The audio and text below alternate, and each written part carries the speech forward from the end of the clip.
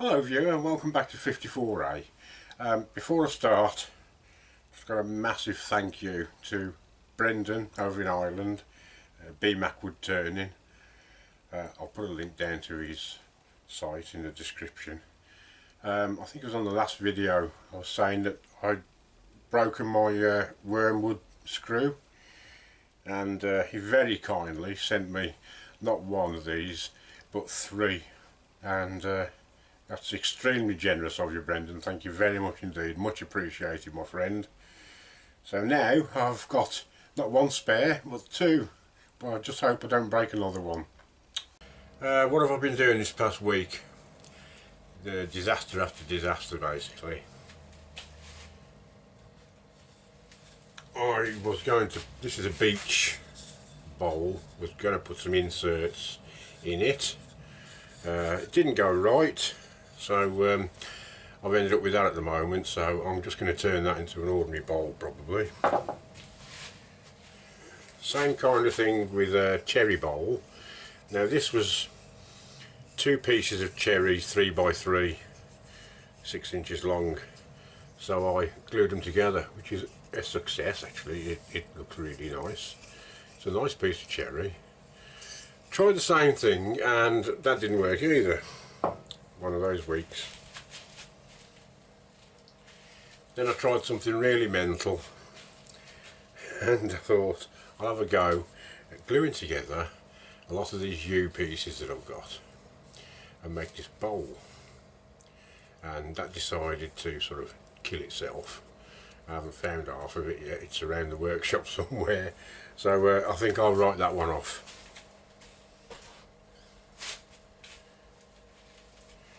Tried to do start a hollow form, which I've never done before, and all was going quite well. It's not the best wood. This is ash, not the best wood to try and hollow out with when you're beginning. Could do something a little bit softer. Anyway, it was going well till I tried this blooming Crown Cryo hollowing tool. A really vicious thing it is, and I got a smashing catch in it, and it sort of ripped the mortise away, so that's got to be redone, and I'll probably just turn that into a bowl. So all in all, a very productive week in making firewood. So today I'm going to take this beach bowl, which hasn't got a lot going for it, I'm just going to turn it into an ordinary bowl, and then maybe put a bit of colour on it or something like that. So it's sort of halfway through, so I'll get it on the chuck and hopefully I'll have a bit of success.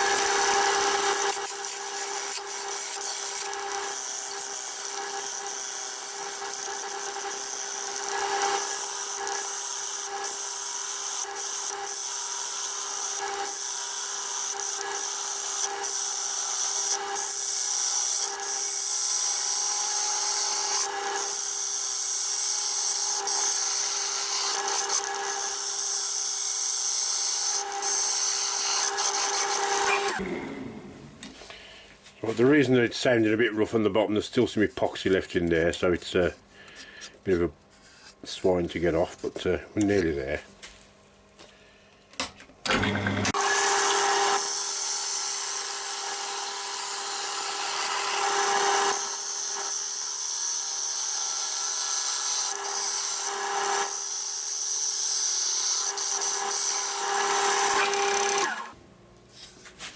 Now we get in there.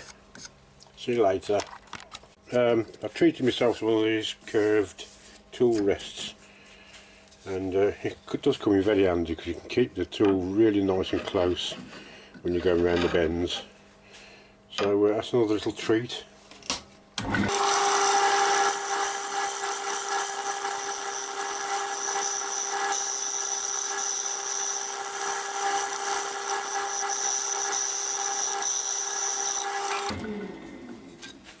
All I'm doing here now is using the carbide cutter.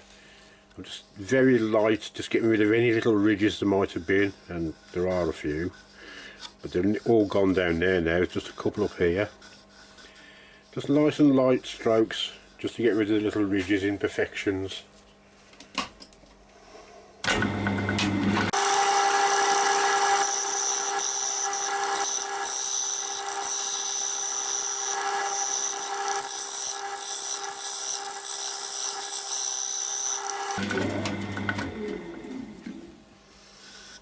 Oh, that's a lot better. There's a little bit of a stain line, as you can probably see, where the epoxy was, so I'm just going to try and get rid of that.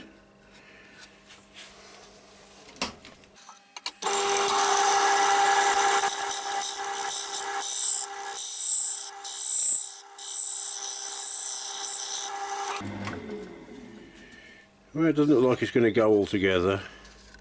I don't know. I'll keep trying for a few minutes anyway. Well, I've got this skimmed nicely now and sanded it down to 240. So I'm just going to bung a load of Yorkshire Grit on it now.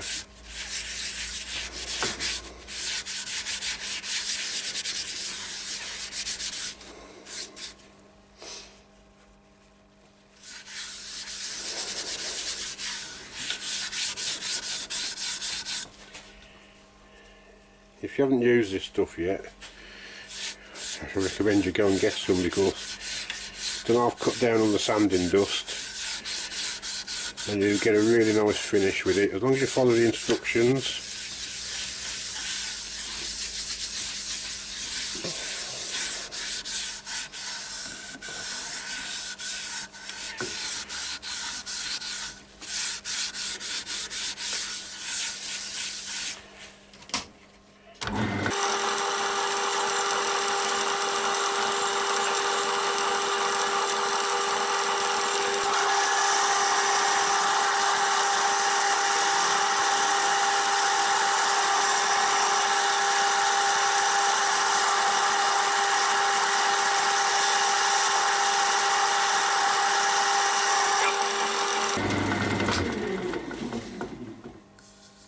Beautiful.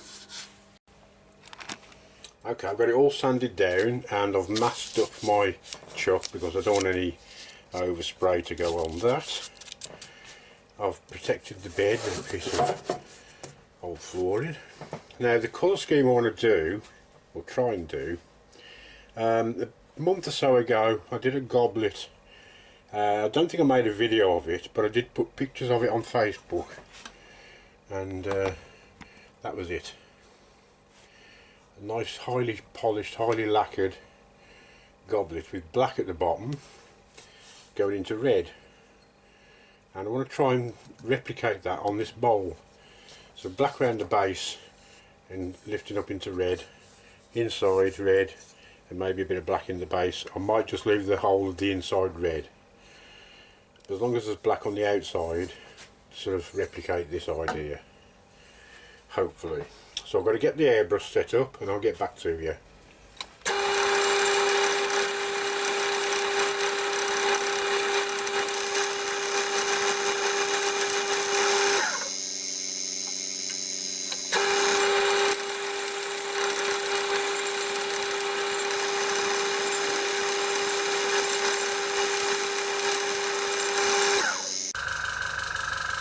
Right, that should do for the black.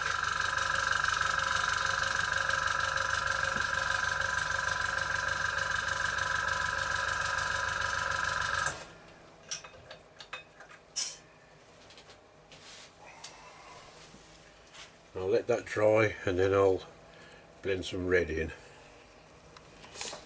I always keep a jar with some thinners in them. If I change colours, just pop the thinners jar on, give it a quick blast through, and then put the red on. Not that it matters too much if you're blending a colour in, but it helps to keep the jets nice and clear as well.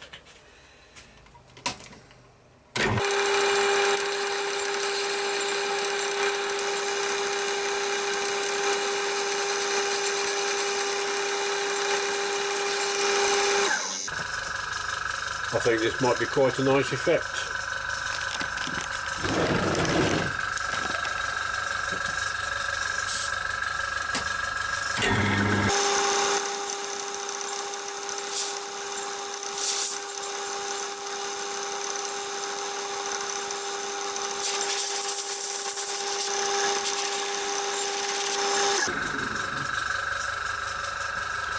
That's coming on quite nicely.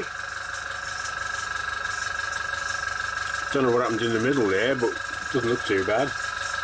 I'm just going to keep building it up now with a few coats. Let it dry, build it up with another coat, let it dry, etc.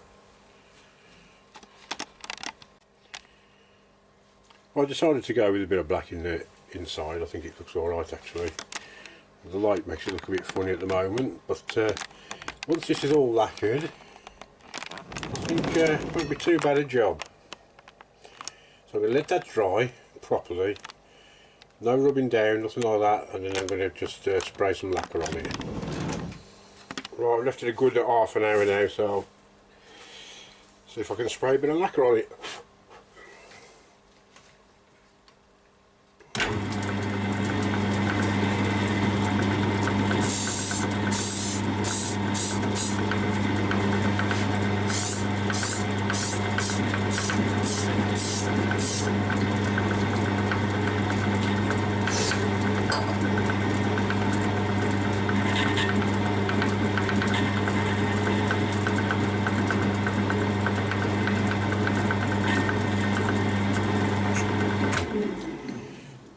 The trick here is to build it up slowly. A very fine spray, let it dry 10 minutes, then again and again, as much as you want till you're satisfied with the finish. Well, there you go. I've got the goblet with it now. So yeah, that's coming out okay. It's not as good as the goblet finish wise, but I can't complain, and I made something out of what was a disaster basically. So yeah, what can I do with that little cherry bowl now? Maybe I should have done the cherry one, cherry red. Still, that's for some other day I suppose. Anyway, hope you enjoyed that little video, and I'll see you all again soon. Bye now.